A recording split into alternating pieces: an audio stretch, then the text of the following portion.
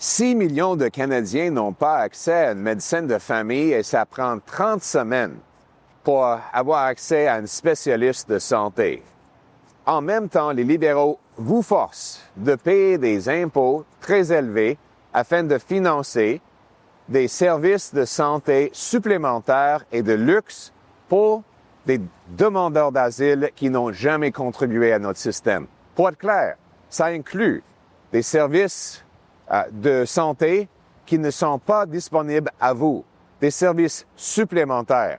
Et ça inclut des faux demandeurs d'asile dont les cas sont déjà rejetés.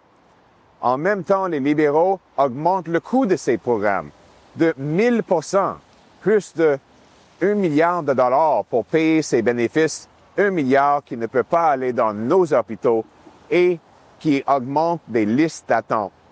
Encore pire, les libéraux ont nommé des juges qui donnent des peines de bonbons pour des faux demandeurs d'asile pour leur permettre de rester ici au Canada.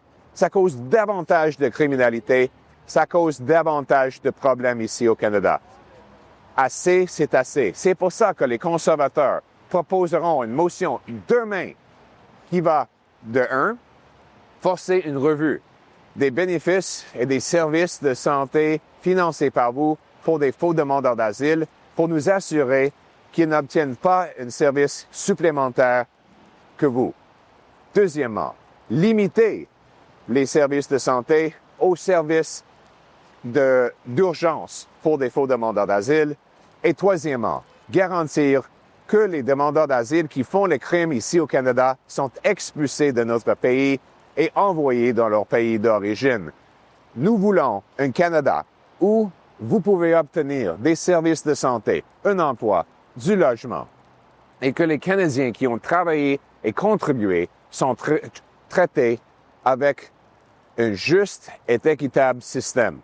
C'est comme ça que nous allons de l'avant. Si vous êtes d'accord, signez notre pétition, regardez le débat que nous allons avoir, réparons le système que les libéraux ont brisé et reprenons le contrôle de nos frontières.